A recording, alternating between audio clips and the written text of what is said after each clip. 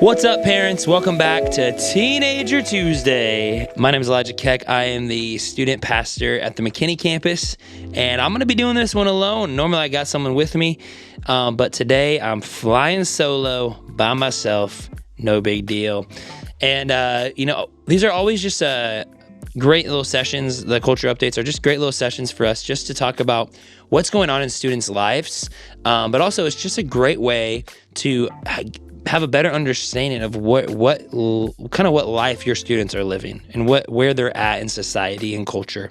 And so, not that we know everything, we're not, obviously their age, but being around them a lot, being at schools, we get to see and have a lot of insight into that.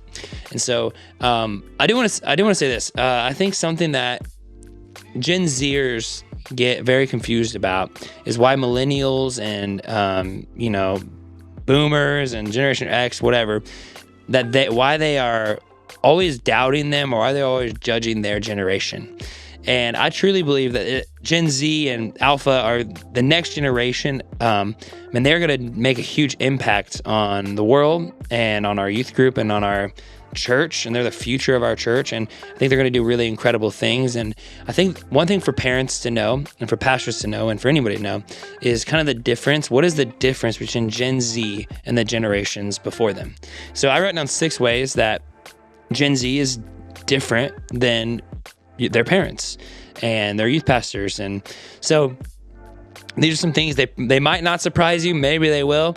I think most of these are pretty basic, but just a good reminder for us to realize what culture that they are living in compared to the world that you grew up in as a student. So the first one is this.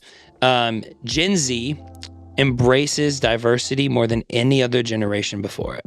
And some of that as Christians is, not necessarily a good thing with gender fluidity and all of that coming about, but also with race. 2020 was a big time for Gen Z and students to see the racial side of what the world is walking through. And part of that is really good and part of that is really hard. And I think as parents and pastors, it's our job to help them walk through that and work on those things and to understand fully what they're thinking about, because really Gen Z sees people and has a heart and for diversity, people that are outside of their realm and wants to see that and wants to embrace that. And so as parents and as teachers and as pastors, we have to be aware of what's going on and kind of their heart. And so a big part of that is just asking them, what they think and hearing their mindset. I think a big part of why generations in the past have so many different things that were held in for so long is because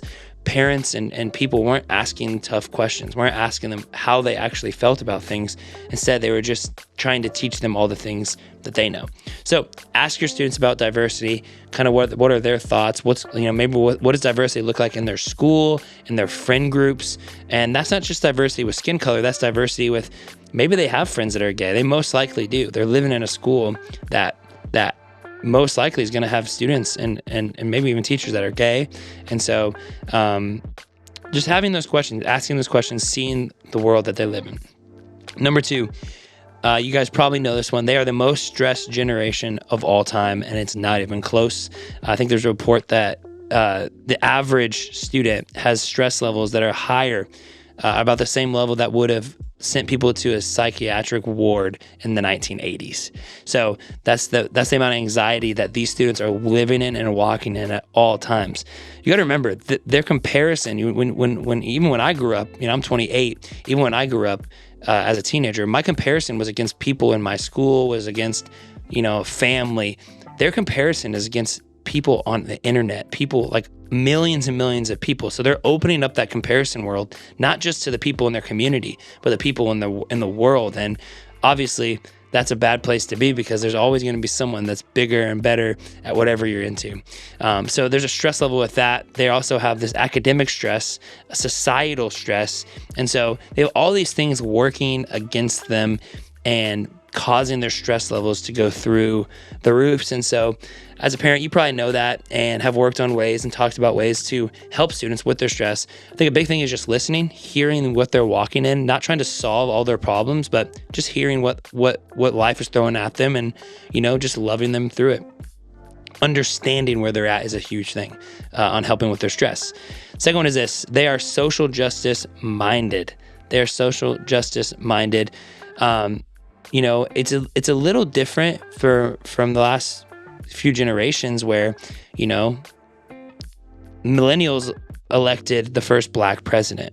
They saw gay marriage legalized. They saw all these things happen. For Gen Z, this is normal. Like, this is their life. They're not, like, that's not a new thing for them. And so all of these things happening, whether that's gay pride or whatever that is, it's something that is normalized most likely at their school, but definitely in their conversations. And so they're going to have a mindset that's different than, when I was in school, where it was like, man, that's weird, or that's so different.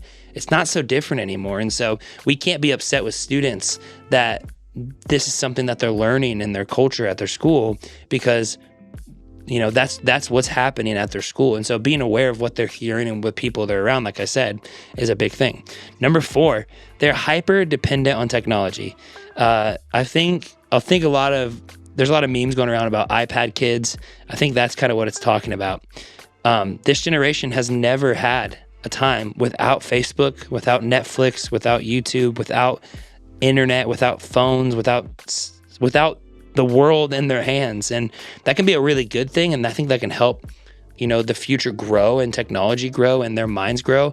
But it can also hold them back a lot in a lot of different areas socially, being able to talk to people and communicate the way that they want to. And also bringing stress into their life through technology. And so obviously screen time is a big one. We talk about that all the time. But just being aware of, the technology in their life and how that's affecting them. Video game violence, like people being doled down to that. Just be hyper aware of those things. This is something they're dependent on technology. You go to camp, and my favorite thing is by the last day, students don't even realize that they didn't have their phone, or they put their phone up, or they couldn't even text because there was no service. And it's like, it seems like they had freedom for the first time ever. So maybe try this. I know it's gonna be hard, but try some times where it's like, hey, when we're going on vacation, no one's gonna have their phone. We're just gonna talk. We're gonna learn how to communicate as a family, and I think it's gonna be great for your students. Number 5, Gen Z favors individuality over big brands, and that's not just stuff that they're by, but that is stuff of their own life. They would rather be different than fit a broad group. I think that's something that you're going to see that's different than millennials. Millennials were trying to fit into these different groups. You had the skater boys, you had the jocks, you had the dancers, you had the cheerleaders, you had all these different groups. I think more than ever, Gen Z is just trying to carve their own path in whatever they want to do. And that's not a bad thing, but it's cheering on their individuality, but also helping them understand that being a part of a group isn't a bad thing. It's being a part of a community. And I think youth group is a big part of that, is being a part of a community that of Christ followers that's chasing after one goal. One goal is not a bad idea. It's not a bad idea. So let's teach our students those things of how to look at that, but also just hear out who they are individually.